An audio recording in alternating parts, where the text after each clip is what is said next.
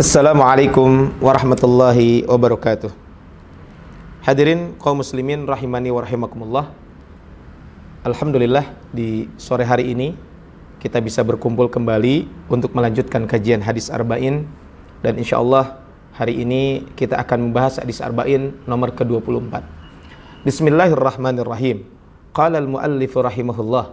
Penulis buku ini Al-Imam An-Nawawi rahimahullah mengatakan al-hadisu ar-rabi'u wal ishrun, hadis ke-24. An Abi Dzarrin radhiyallahu anhu anin Nabi sallallahu alaihi wasallam, dari Abu Dzar Al-Ghifari dari Nabi sallallahu alaihi wasallam, fima rawa anillahi tabaraka wa taala, sebagaimana diriwayatkan dari Allah Subhanahu wa taala. Annahu qala, sesungguhnya Allah berfirman, ya ibadi, wahai hambaku, inni haramtu dzulma ala nafsi, sesungguhnya aku mengharamkan kezaliman kepada diriku sendiri.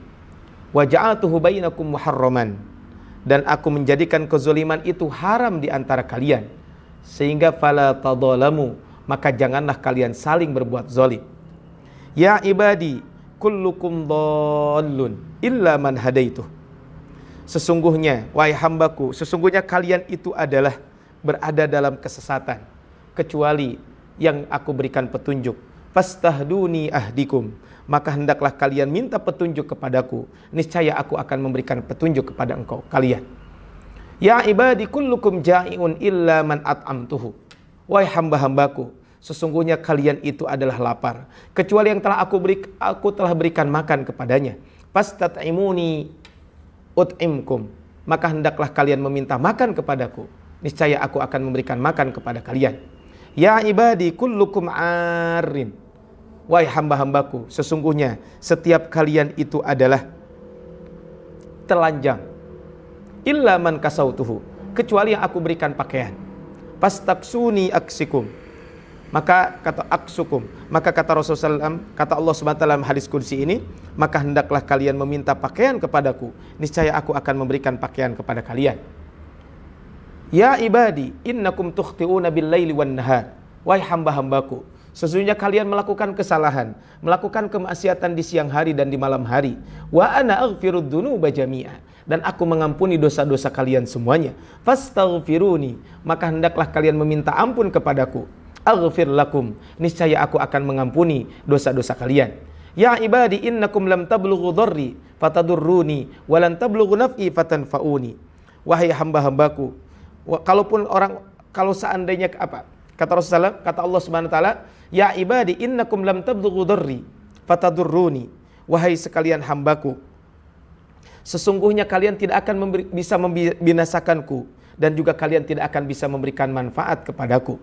Ya ibadi law anna awwalakum wa akhirakum wa insakum wa jinnakum kanu ala atqa qalbi rajulin wahidin minkum ma zada fi dzalika fi mulki syai'a, wahai hamba-hambaku, seandainya orang-orang terdahulu dan orang yang akhir di antara kalian, seandainya seluruh manusia dan jin mereka itu bertakwa seperti orang yang paling bertakwa di antara kalian, maka hal itu tidak akan menambah kekuasaanku sedikit pun.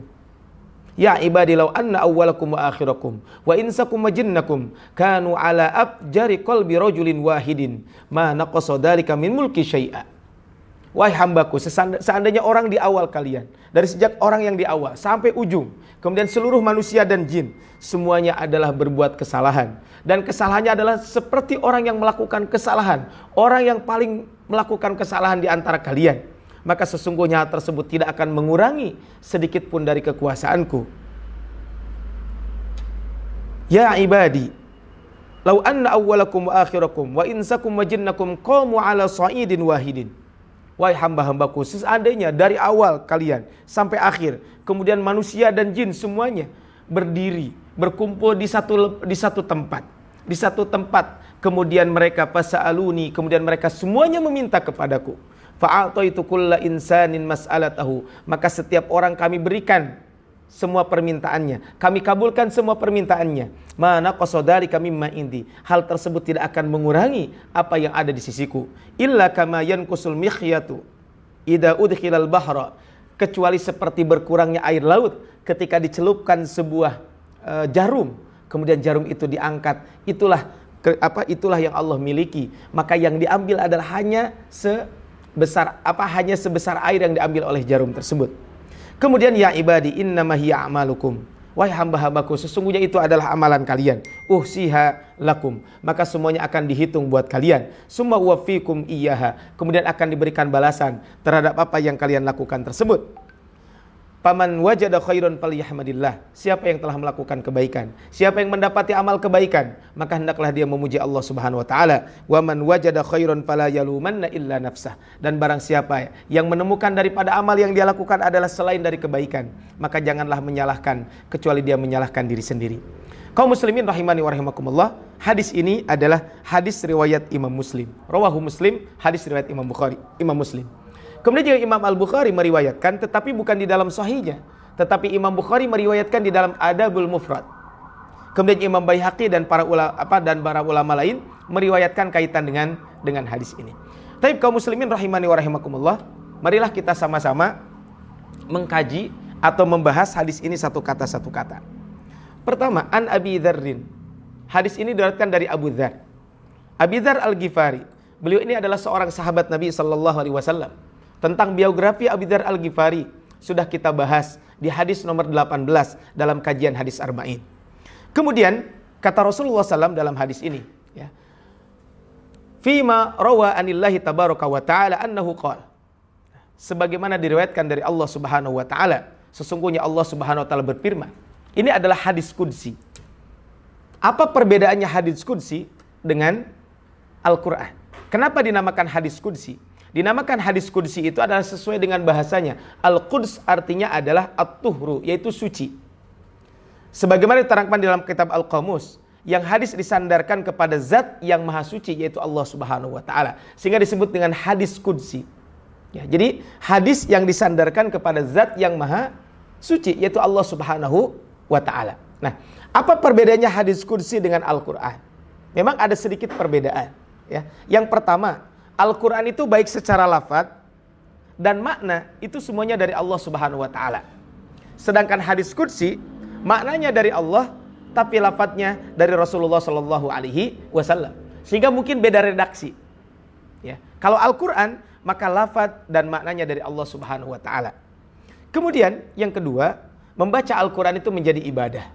Tapi membaca hadis qudsi itu bukan termasuk ibadah. Tetapi ketika kita menjalankan ajarannya tentu itu akan bernilai ibadah. Kemudian juga adalah Al-Quran diriwayatkan secara mutawatir. Ya, dari sejak zaman dulu sampai sekarang diriwayatkan secara mutawatir. Artinya adalah dari sejak zaman Nabi kemudian para sahabat tabi'in meriwayatkan semuanya tentang bacaan Al-Quran tersebut.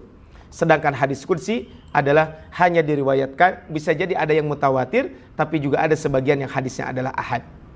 Kemudian kata Allah dalam hadis qudsi ini disebutkan, ya ibadi inni haramtu dzulma ala nafsi. Wahai hamba-hambaku, sesungguhnya aku haramkan aniaya atas diriku. Allah Subhanahu wa ta'ala tidak pernah berbuat zalim. Ya, kepada siapapun, kepada seluruh hamba yang ada, Allah Subhanahu wa ta'ala tidak pernah berbuat zalim. Makanya Allah Subhanahu wa ta'ala berfirman dalam surat At-Taubah ayat ke-70, "Fama kana Allahu liyadlimahum." Maka Allah tidak sekali-kali menganiaya mereka. Walakin kanu anfusahum yadlimun, tetapi mereka sendirilah yang menganiaya diri mereka sendiri. Yang jadi pertanyaan adalah, katanya Allah tidak pernah berbuat zalim. Tetapi kenapa ketika ada orang-orang yang melakukan kemaksiatan, kelak di hari kiamat disiapkan api neraka, dia disiksa oleh Allah Subhanahu wa ta'ala? Maka jawabannya adalah itu justru keadilan Allah Subhanahu wa ta'ala. Gimana tidak adil? Allah itu adalah memiliki sifat Ar-Rahmanir Rahim. Allah adalah Maha Pengasih dan Maha Penyayang. Tetapi kenapa Allah menyiksa hambanya? Ini adalah bagian daripada keadilan Allah Subhanahu wa ta'ala. Karena jika manusia yang taat dan durhaka, orang mukmin dan orang kafir, orang yang membunuh dan orang yang jadi korban pembunuhan, orang yang memperkosa dan yang menjadi korban pemerkosaan, disatukan di tempat yang sama, mendapatkan semua nikmat yang sama di surga, maka justru itu akan dipertanyakan tentang keadilan Allah Subhanahu wa ta'ala. Makanya Allah Subhanahu wa taala menyiapkan surga buat orang-orang yang beriman kepada Allah dan mengikuti ajarannya. Dan Allah menyiapkan neraka buat orang-orang yang tidak mau beriman kepada Allah dan menjalankan aturan-aturan Allah Subhanahu wa taala. Sehingga kata hadis ini dalam hadis ini disebutkan kata Allah Subhanahu wa taala, "Ya ibadi inni haramtu dzulma ala nafsi." Apakah yang dimaksud dengan zalim itu? Zalim itu adalah wad'u syai' fi ghairi mawdi'ih. Menempatkan sesuatu, meletakkan sesuatu bukan pada tempatnya. Ya. Ini adalah ketika kita berbicara tentang kezaliman. Ya, walaupun kadang kezaliman itu juga bermakna juga kegelapan. Allahu waliyul ladzina amanu yukhrijuhum minadh dhulumati ilan nur. Dan ketika kita berbicara tentang kezaliman, kata Allah, inni haramtu dzulma ala nafsi wa ja'altuhu bainakum muharraman fala tadzalamu. Dan aku jadikan larangan bagimu, maka janganlah kalian saling menzolimi. Bahkan nanti akan dibahas di hadis berikutnya. Masih hadis dalam hadis Arba'in An-Nawawiyah. Kata Rasulullah, al-muslimu akhul muslim. Seorang muslim itu adalah saudara buat muslim yang lain. La yadlimuhu wa la yuslimuhu. Maka dia tidak akan pernah menzolimi saudaranya itu. Dan tidak akan menyerahkan sesama saudaranya kepada musuh. Ini adalah orang muslim. Al-muslimu akhul muslim. Dan perbuatan kezaliman yang dilakukan oleh orang kepada sesama, maka kata Rasulullah, ittaqudz zulma, jauhilah yang namanya kezaliman, fa inna dzulma dzulumatun yaumal qiyamah. Karena sesungguhnya kezaliman itu akan membawa kegelapan pada hari kiamat. Kaum muslimin rahimani wa rahimakumullah. Rasulullah SAW memerintahkan kepada kita untuk at-ta'awun, untuk saling tolong menolong. Ya, kaitan dengan orang yang dizalimi dan orang yang melakukan zalim. Kata Rasul, unsur akhaka zaliman aw madluma. Hendaklah kalian menolong orang yang berbuat zalim dan orang yang dizalimi. Kata para sahabat, in kana zaliman falyanhahu. Mohon maaf, kata para sahabat, ya Rasulullah, bagaimana menolong orang yang menzalimi?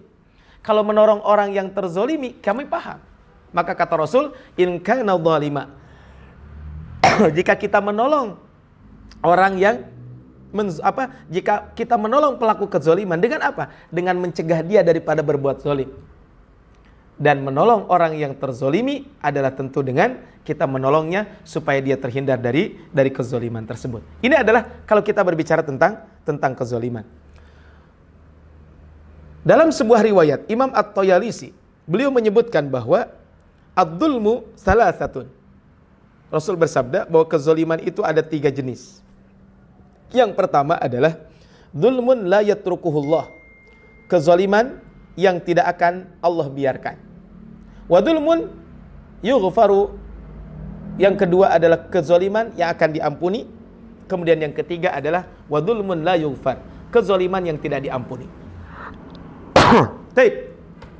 Fa amma dzulmul ladzi la yughfar. Adapun kezaliman yang akan tidak diampuni oleh Allah Subhanahu wa taala adalah asyirku, yaitu menyekutukan Allah Subhanahu wa taala. Maka kezaliman ini tidak akan diampuni. La yaghfirullah. Allah tidak akan mengampuni jika kezaliman itu dibawa sampai mati.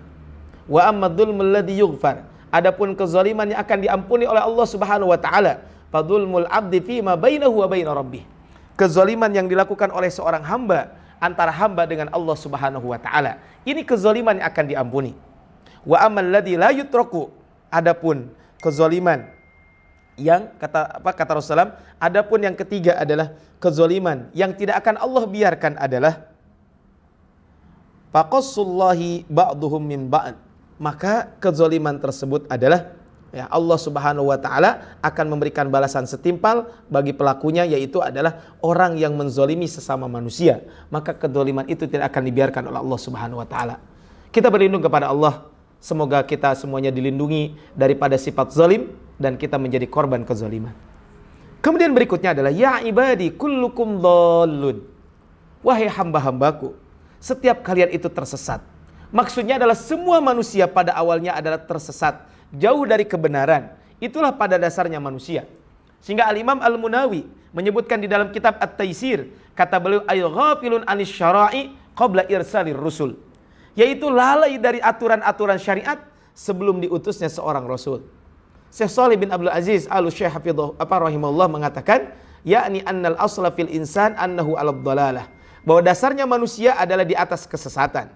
Wal aslu fil insan min haitsul jins annahu dhalumun jahul, bahwa pada dasarnya manusia itu dari sudut pandang jenisnya dia itu termasuk orang zalim dan orang bodoh. Wahuma sababud dhalal, dan itu semuanya adalah sebab orang menjadi tersesat.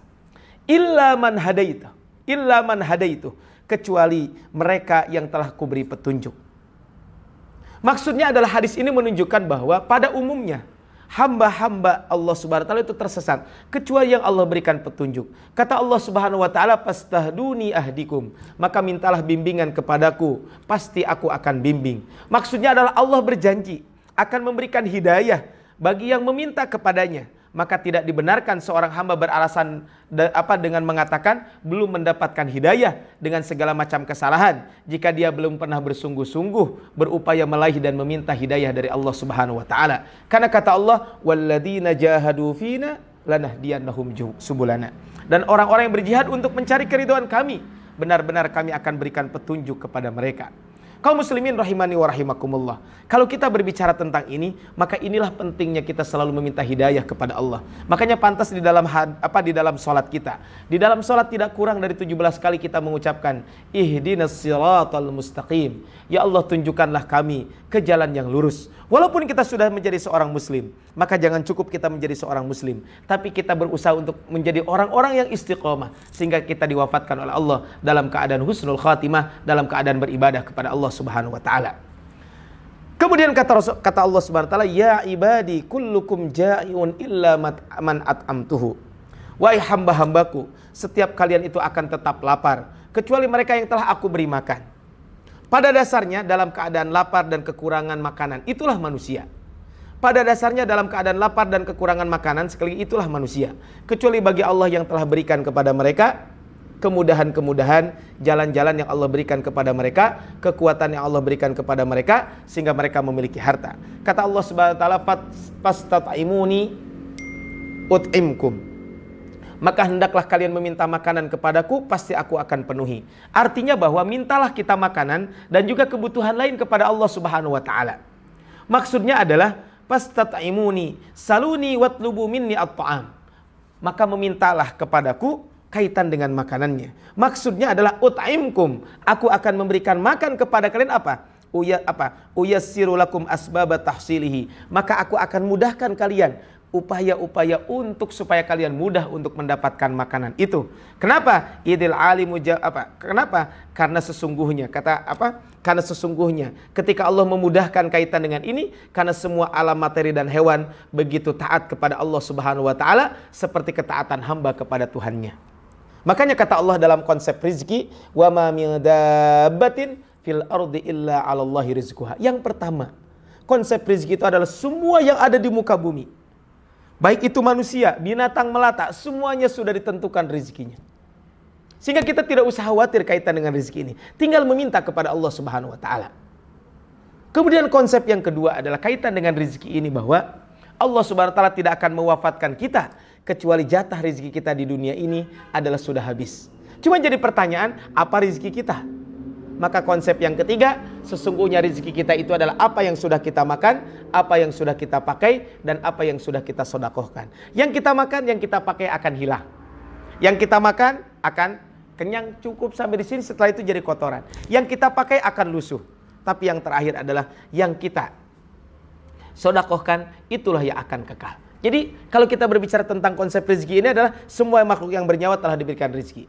Kita tidak akan diwafatkan sampai rezeki kita habis. Kemudian rezeki kita tuh yang mana? Yang kita pakai, yang kita makan, dan kita sedekahkan. Kemudian yang keempat adalah bahwa kita akan diminta pertanggungjawaban kaitan dengan rezeki yang telah Allah berikan kepada kita semuanya. Digunakan untuk apa? Dan rezeki tersebut adalah dari mana kita mendapatkan rezeki tersebut.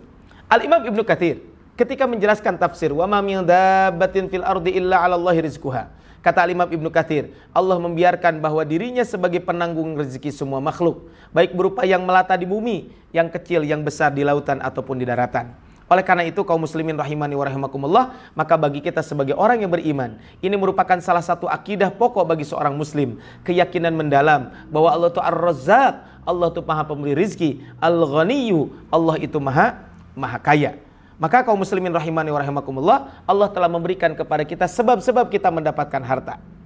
Bisa jadi kita mendapatkan harta karena hadiah, bisa jadi karena warisan, bisa jadi karena hibah, dan lain sebagainya. Makanya ini adalah kalau kita berbicara tentang ini. Makanya kata Imam Al-Munawi, hada ta'dibun, ini merupakan pendidikan lil fuqara'i, bagi orang-orang fakir. Seakan Allah berfirman, janganlah kalian minta makanan kepada selain aku. Sesungguhnya orang-orang yang telah kalian berikan makanan, akulah yang memberikan makanan pula kepada mereka. Kemudian kata Allah Subhanahu wa taala, ya ibadi, kullukum arin illa man kasautuh. Setiap kalian adalah telanjang, kecuali orang yang aku berikan pakaian kepada mereka. Maksudnya adalah setiap kalian awalnya asalnya adalah tidak mengenakan pakaian sama sekali. Dulu ketika kita lahir, kita tidak pernah mengenakan pakaian sama sekali. Kecuali bagi yang telah Allah berikan pakaian oleh Allah Subhanahu wa taala. Pakaian adalah salah satu karunia Allah yang telah Allah berikan kepada manusia, dan juga tanda-tanda kebesaran Allah Subhanahu wa taala, yang seharusnya pakaian tersebut kita gunakan untuk menutup aurat, untuk melindungi dari panas dan dingin, dan sebagai perhiasan bagi manusia. Ya bani Adam khudu zinatakum inda kulli masjid. Wahai anak cucu Adam, sesungguhnya kami telah, ya bani Adam qad anzalna 'alaikum libasan. Wahai anak cucu Adam, sungguh kami telah menurunkan kepadamu pakaian. Untuk apa? Yuwari sawatikum. Tugasnya atau fungsi pakaian itu adalah menutup aurat kalian. Warisha, dan pakaian itu adalah merupakan perhiasan. Walibasut taqwa dzalika khair. Dan pakaian ketakwaan itulah yang terbaik. Dzalika min ayatillahi la'allahum yatadakkarun. Itulah bagian dari tanda-tanda kekuasaan Allah. Semoga mudah-mudahan mereka selalu ingat kepada Allah Subhanahu wa taala. Kaum muslimin rahimani wa rahimakumullah, memakai pakaian yang indah selama terbuat dari bahan-bahan yang suci dan memang tidak terlarang, maka boleh-boleh saja. Bahkan itu bagus sebagai bagian daripada kita menampakkan nikmat yang Allah berikan. Asal jangan dibarengi dengan sombong. Wa amma bi ni'mati rabbika fahaddis. Dan terhadap nikmat Tuhanmu, maka hendaklah kamu siarkan. Kemudian kul man harrama zinatallahi allati akhraja li ibadihi wat thayyibati minar rizq. Ketahuilah, siapa yang mengharamkan perhiasan yang Allah telah keluarkan bagi hamba-hambanya dan rezeki yang baik-baik. Dari Abdullah bin Mas'ud, Rasul mengatakan, la yadkhulul jannata man kana fi qalbihi mithqala dzarratin min kibrin. Tidak akan masuk surga orang yang dalam hatinya sedikit ada rasa sombong.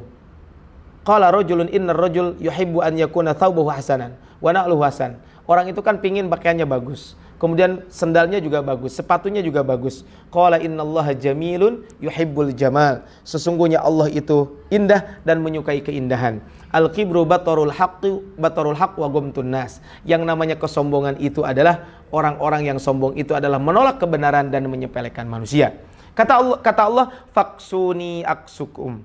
Maka mintalah pakaian kepadaku, niscaya aku akan berikan pakaian kepada kalian.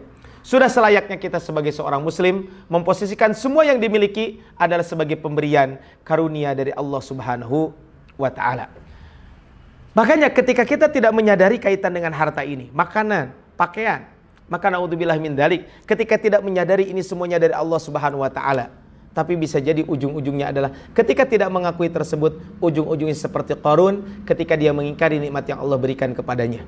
Allah ungkapkan di dalam surat Al-Qasas ayat 76 dan 78. Itu apa? Inna Qaruna kana min qaumi Musa. Sesungguhnya Qarun itu adalah termasuk kaum Nabi Musa.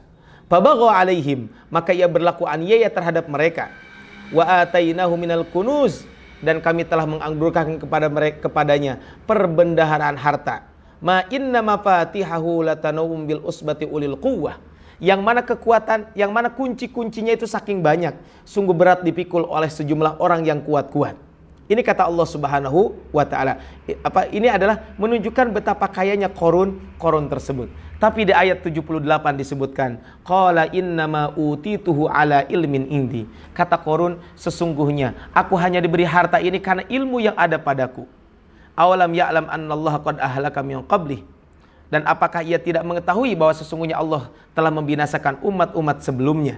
Ya, ahlahu min qabli minal quruni, kemudian dari dari generasi-generasi sebelumnya, dari abad-abad sebelumnya, man huwa asyaddu minhu quwwah, bagi padahal dia memiliki kekuatan yang kekuatannya lebih dahsyat daripada kekuatan Qarun, wa aktsaru jam'a, dan dari sisi harta mereka pun lebih banyak, wala yus'alu an dzunubihumul mujrimun, dan tidak perlu ditanya kepada orang-orang berdosa itu tentang dosa-dosa mereka.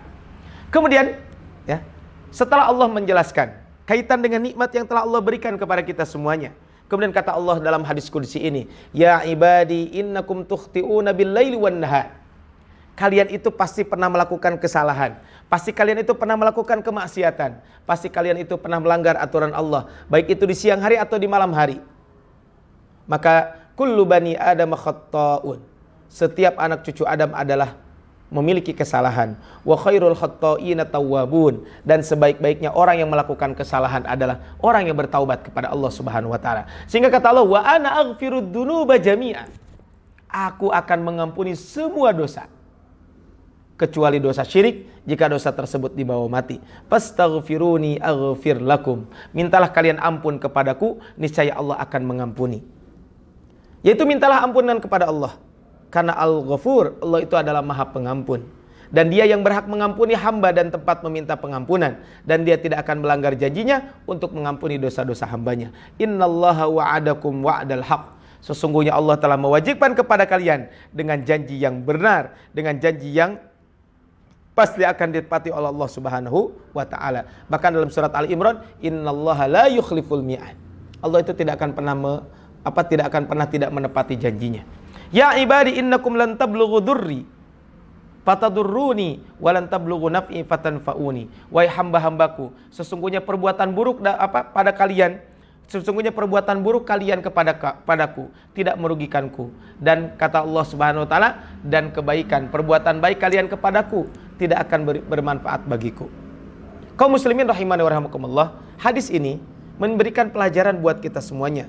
Maka jika kita hendak berbuat buruk, hendaklah ketika kita mau berbuat jahat kepada Allah Subhanahu wa taala, semua itu sama saja, tidak akan berpengaruh bagi Allah Subhanahu wa taala. Termasuk kalau kita berbuat baik kepada Allah, maka itu sesungguhnya bagi Allah tidak berpengaruh kaitan dengan kekuasaan Allah Subhanahu wa taala. Makanya Imam Ibnu Rajab Al-Hambali beliau mengatakan, sesungguhnya hamba tidak mampu menyampaikan manfaat dan madarat karena Allah taala pada dirinya maha kaya lagi maha terpuji. Itu tidak kembali kepada dan dia tidak membutuhkan ketaatan hambanya. Manfaatnya itu tidak akan kembali kepadanya, tapi manfaatnya tersebut akan kembali kepada hamba itu sendiri. Sehingga kata Imam Al-Munawi, ayyala yata'allaqu bidurrin wala naf'un fatadurruni aw tanfa'uni. Mudarat atau manfaat yang kalian lakukan, aku tidak akan tergantung dengan mudarat dan manfaat yang menimpaku. Kenapa? Li'anni al-ghaniyyu al-mutlaq wal abdu faqirun mutlak. Karena sesungguhnya aku ini adalah orang yang kaya, aku maha kaya yang secara mutlak, dan manusia dan hamba itu adalah fakir secara mutlak. Jadi perbuatan baik dan buruk mereka sendiri yang akan merasakan dampaknya masing-masing. Ini adalah kalau kita berbicara tentang bab ini. Kemudian ya ibadi lau anna awwalakum wa akhirakum wa insakum wa jinnakum, seandainya penduduk bumi dan langit, kemudian orang yang awal bahkan orang sudah meninggal, kemudian dan orang-orang yang akhir, kanu ala abjari kanu ala ab lau anna awwalakum wa akhirakum wa insakum wa jinnakum, kata Allah Subhanahu wa taala, kanu ala atqa qalbi rajulin wahidin minkum, semuanya bertakwa dengan sepenuh hati laksana hati orang yang paling bertakwa di antara kalian. Artinya semuanya berbuat baik, maka kata Allah, mazada fi mulki syai'a, tidak akan berkurang sedikit pun kaitan dengan kekuasaanku. Ya. Jadi ini adalah kalau kita berbicara tentang ini, tidak akan bertambah ya, kebaikan dalam kekuasaanku. Tetapi kata Allah Subhanahu wa taala, seandainya penduduk bumi dan langit, semua yang hidup di awal, hidup di akhir, kemudian juga adalah anak-anak, wanita, jin, semuanya adalah kanu ala abjari qalbi rajulin wahid. Semuanya durhaka dengan sepenuh hati laksana orang yang paling durhaka di antara kalian. Ma naqasa dzalika min mulki syai'a. Semuanya tidak akan berkurang sedikit pun kekuasaan Allah Subhanahu wa taala. Karena kata Allah, tabarakalladzi biyadihil mulku wa huwa ala kulli syai'in qadir. Maha suci Allah yang dengan yang di tangan-tangannya lah segala kerajaan, dan Dia maha kuasa atas segala sesuatu.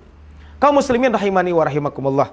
Kemudian kata Allah Subhanahu wa taala, ya ibadi law anna awwalakum wa akhirakum wa insakum wa jinnakum, wahai hambaku, jika awal dan akhir kalian, manusia dan jin kalian, qamu fi sa'idin wahidin, semuanya berdiri menyatu di atas batu.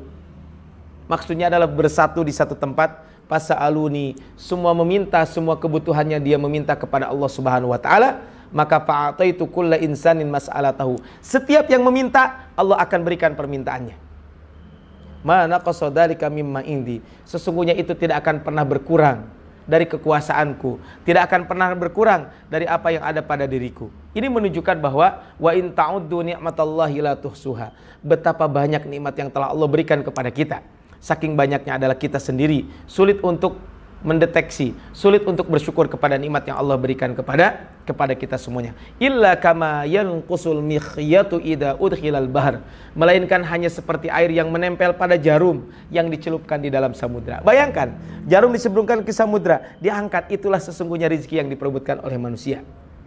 Maka tidak akan berkurang kekuasaan Allah dan tidak akan bertambah kekuasaan Allah.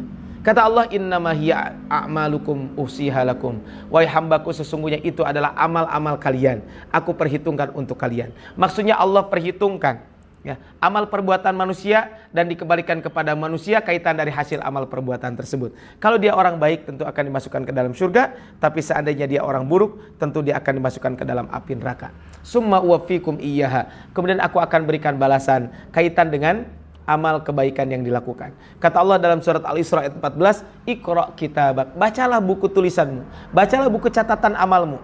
Kafa binafsikal yauma 'alaihi hasiba, cukuplah, kata Allah Subhanahu wa taala, dirimu sendiri pada hari itu sebagai penghisab terhadapmu. Ini menunjukkan bahwa kata Syekh Shalih bin Abdul Aziz Al-Syekh, al-hasanatu bil hasanah, kebaikan di atas kebaikan, was-sayyi'atu bima yahkumullahu jalla wa ala fi, keburukan akan Allah taala tentukan hukumnya padanya.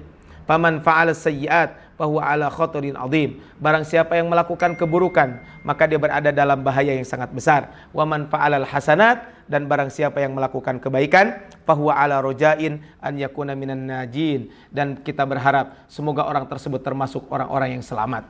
Faman wajada khairan falyahmadillah, orang yang terbiasa melakukan kebaikan-kebaikan, orang yang menemukan kebaikan dalam catatan amalnya, maka hendaklah dia memuji Allah Subhanahu wa taala, jangan sampai sombong.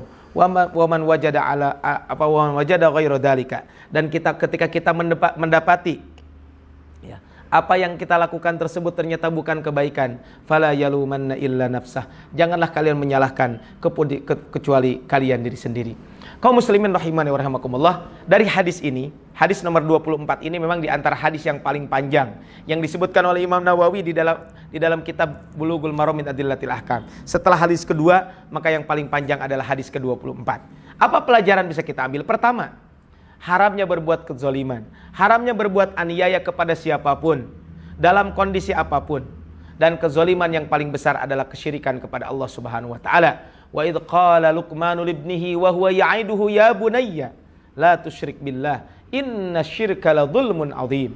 Kata Allah Subhanahu wa taala, janganlah kalian menyekutukan Allah, karena sesungguhnya perbuatan syirik itu adalah merupakan kezaliman yang sangat besar. Sehingga haramnya berbuat zalim adalah kesepakatan seluruh millah, seluruh agama. Sebagaimana dikatakan oleh Syekh Ismail Al-Ansari, beliau mengatakan, tahrimud dzulmu wa dzalika muttafaqun alaihi fi kulli millah.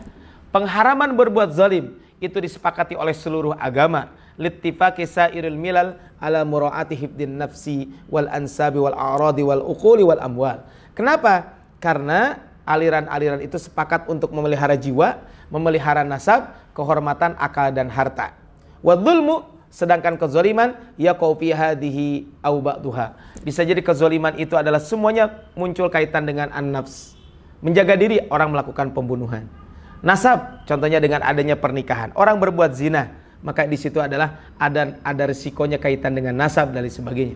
Maka ini adalah yang pertama, Allah mengharamkan kezaliman. Kemudian yang kedua, perintah untuk selalu meminta hidayah, petunjuk kepada Allah Subhanahu wa taala. Sebab kebanyakan manusia itu tersesat yang mendapatkan petunjuknya, baik hidayah kepada Islam, hidayah untuk tetap istiqomah di dalam Islam. Oleh karena itu kita selalu berdoa, ihdinas siratal mustaqim, ya muqallibal qulub, tsabbit qalbi ala dinik. Kenapa kita berdoa seperti itu? Karena memang kita memiliki dua potensi, fa alhamaha fujuraha wa taqwaha. maka Allah akan mengilhamkan kepada jiwa itu jalan kefasikan dan jalan ketakwaan. Ini adalah kaitan dengan bab ini. Kemudian kaitan dengan bab ini adalah tadi poin kedua, ini penting. Kita selalu meminta hidayah kepada Allah. Rasul pernah menggaris sebuah garis. Kemudian garis itu di pinggir-pinggirnya dibuat garis-garis. Jadi garis lurus, di pinggir-pinggirnya ada garis. Kata Rasulullah SAW, khatta Rasulullah SAW, kata Imam Ahmad, khatta Rasulullah SAW, khatton biyadihi. Rasul membuat sebuah baris dengan tangannya. Summa qala hada sabilullahi mustaqimah. Ini jalan Allah yang lurus. Qala summa khatta an yaminihi wa an syama'ilihi. Jadi membuat garis lurus seperti ini. Kemudian di kiri kanan, maka kata Rasulullah SAW, laisa minha sabilun illa ali syaitan. Maka kaitan dengan jalan-jalan kiri kanan tersebut tidak ada kecuali di situ ada setan yang akan mengganggu kita. Summa qara'a, kemudian beliau membaca wa anna hada sirati mustaqimah. Inilah jalanku yang lurus. Fattabi'uhu, ikuti, wala tattabi'us subul. Jangan mengikuti langkah-langkah setan. Ini adalah kaitan dengan bab ini. Hadirin kaum muslimin rahimani wa rahimakumullah, yang ketiga, pelajaran bisa kita ambil dari hadis ini adalah perintah kepada kita sebagai manusia agar senantiasa memohon hajat hidup kita seperti makan, pakaian, ampunan dan dosa kepada Allah Subhanahu wa taala. Kita selalu meminta ampunan dan kita selalu meminta kepada Allah. Kenapa kita meminta kekayaan? Karena Allah Al-Ghaniyyu, Al-Mughni, Allah yang memberikan kecukupan. Kemudian Al-Ghafur, Allah juga yang Maha Pengampun. Kemudian yang keempat, kaum muslimin rahimani wa rahimakumullah, pelajaran dari hadis yang kita bahas hari ini adalah berkali-kali Allah menyebutkan kemuliaan, keagungan dan kebesarannya. Hal ini agar lebih berbekas di hati manusia dan lebih berpengaruh dalam kehidupan mereka. Bahwasanya Allah Subhanahu wa taala sama sekali tidak terganggu keagungannya, tidak juga ternoda kesuciannya, tidak juga menjadi rusak kemuliaannya hanya karena perbuatan buruk manusia. Dan kejahatan seluruh makhluknya, justru keburukan itu akan berpulang kepada diri mereka sendiri berupa kerugian dunia dan kemalangan di akhirat. Wa ma dzalamu walakin kanu anfusahum yadlimun. Wa ma dzalamuna, dan tidaklah mereka menganiaya kami, walakin kanu anfusahum yadlimun, tetapi yang berbuat zalim itu adalah diri-diri mereka. Begitulah perbuatan baik manusia seluruhnya. Perbuatan baik manusia seluruhnya, baik itu ketakwaan, amal-amal ibadah lain, tidak akan memberikan manfaat kepada Allah sedikit pun. Wa allaisa lil insani illa ma sa'a, dan bahwasanya seorang manusia tidak memperoleh selain apa yang telah diusahakannya. Ini adalah pelajaran keempat. Pelajaran kelima, hadis ini menunjukkan bahwa baik dan buruk perbuatan akan diminta perjawaban di hadapan Allah Subhanahu wa taala. Allah berfirman, "Faman ya'mal mithqala dzarratin khairan yarah wa may ya'mal mithqala dzarratin syarran yarah." Ini ayat yang selalu kita baca.